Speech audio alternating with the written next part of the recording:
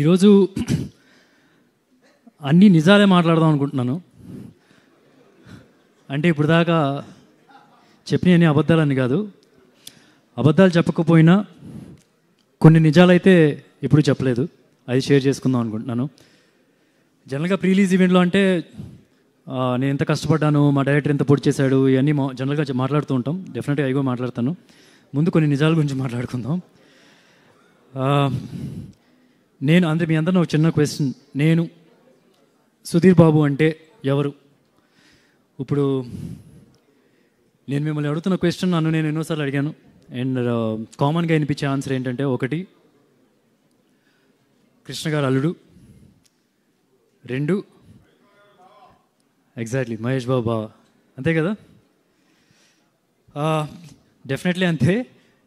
ఇవి నేను గర్వంగా అనయా చిన్న రే కొద్ది చిల్, ఓకే.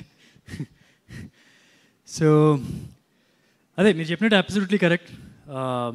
అవన్నీ నేను గర్వంగా, ప్రేమగా, బాధ్యతగా ఒప్పుకుంటాను నిజాలు. అదే చెప్తాను, నువ్వు చెప్పకురా, నువ్వు చూసావు కదా, ఓకే. సో అంటే మనందరికీ డెఫినెట్గా కామన్గా వినిపించే అది నేను ఒప్పుకుంటాను.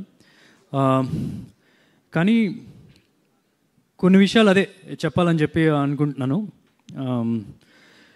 అంటే నేను ఫస్ట్ యాక్టర్గా అవుదామని చెప్పి డిసైడ్ అయినప్పుడు నాకు ఆ మూమెంట్ ఇంకా చాలా బాగా గుర్తుంది.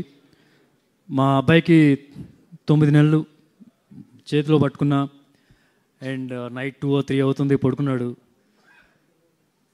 అప్పుడు ఆ మూమెంట్ గుర్తెచ్చుకుంటుంటే ఇప్పటికీ భయం వేస్తుంది. ఏంటంటే యాక్టర్గా నేను అవ్వాలన్న కోరికని పర్మనెంట్గా చంపేద్దాం అనుకున్నాను. కోరిక ఎంత బలంగా ఉందో రెస్పాన్సిబిలిటీ, బాధ్యత కూడా అంతే బలంగా ఉంది. అంటే యాక్టర్గా నేను సక్సెస్ అవుతానా, నా గోల్ రీచ్ అవుతానా, నా టైం ఉందా, నా లేట్ అయిపోయినా, నా బస్ మిస్ అయిపోయినా యాక్సెప్ట్ చేస్తారా? దానికి తోడు మీరందరూ ఈ ఫ్యామిలీ మీద చూపిస్తున్న ప్రేమ, అది 1% తగ్గినా సరే చాలా పెద్ద తప్పు చేసినట్టుగా ఫీల్ అవుతాను. కాకపోతే నేను మొండోడిని, ఒక స్పోర్ట్స్ పర్సన్ని. ప్రయత్నించడమే నేర్పించారు, ఆగిపోవడం అనేది మా అమ్మగారు నాకు ఎప్పుడు నేర్పించలేదు, చెప్పలేదు కూడా. సో అట్లాగా కృష్ణ గారు అల్లుడు, మహేష్ బాబు బావ లాగా నేను యాక్టింగ్లో ప్రయత్నాలు మొదలెట్టాను. మీకు తెలిసిన కొన్ని ప్రొడక్షన్ హౌస్ పేర్లు చెప్పండి, నేను ఖచ్చితంగా చెప్పగలను. వాళ్ళ ఆఫీస్ గేటు డెఫినెట్గా టచ్ చేసి ఉంటాను. పీపుల్స్ మీడియా వాళ్ళే ఫస్ట్ నాకు వెళ్ళి కలవడం కూడా, అంటే లేటెస్ట్ స్టేజ్లో.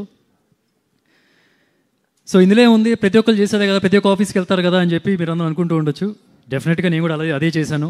ఆడిషన్స్ ఇచ్చాను, కొన్ని వీడియోస్, కొన్ని యాక్షన్ స్టంట్ వీడియోస్ ఇవన్నీ పట్టుకొని ప్రతి ఆఫీస్కి తిరిగాను. అలా వెళ్ళిన ప్రతి ఆఫీస్కి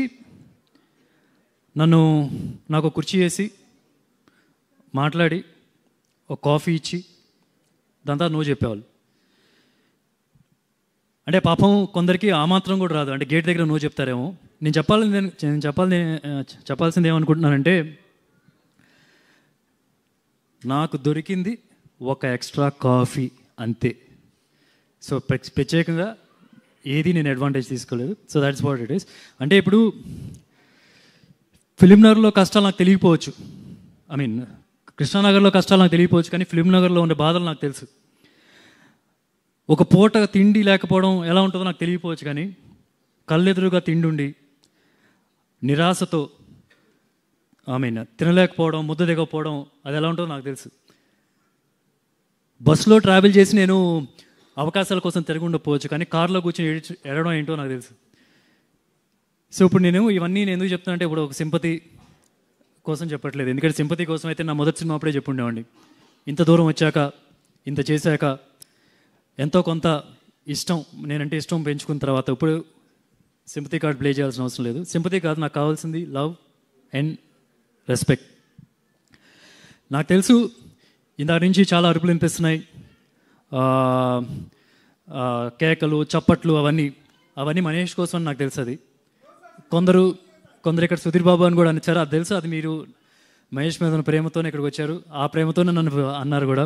థ్యాంక్ యూ సో మచ్. కానీ మీ అందరిలో ఎక్కడో ఒకడు, మేబీ మీరే అయ్యుండొచ్చేమో, నా కోసం ఏదో ఒక మూల నుంచి చప్పట్లు కొడుతున్నాడు, నా కోసం వచ్చాడు.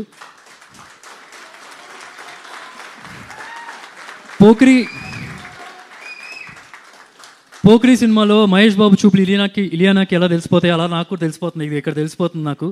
ఎక్కడో ఒకటిద్దరు ఉన్నాడు నా కోసం. Thank you. ఓకే, మీ అందరి కోసం నేను ఫుల్గా కష్టపడతా, కానీ ఆ ఒక్కడి కోసం ప్రాణం పెట్టేస్తా. ఇప్పుడు నేను ఇది చెప్పడం కొంతమంది ఇంకా అప్రూవ్ చేయకపోవచ్చు. No problem, that's okay. ఇంటికి పోతా, నిద్రపోతా, పొద్దున్నే లేచి మళ్ళీ కష్టపడడం మొదలెడతా. ఇదే సినిమా జటాధర సినిమాలో ఒక డైలాగ్ ఉంది, గెలిచేదాకా పోరాడాలి నాన్న, లేదా చచ్చేదాకా పోరాడాలి. ఇది ఈ సినిమాలో డైలాగ్ ఉంటుంది.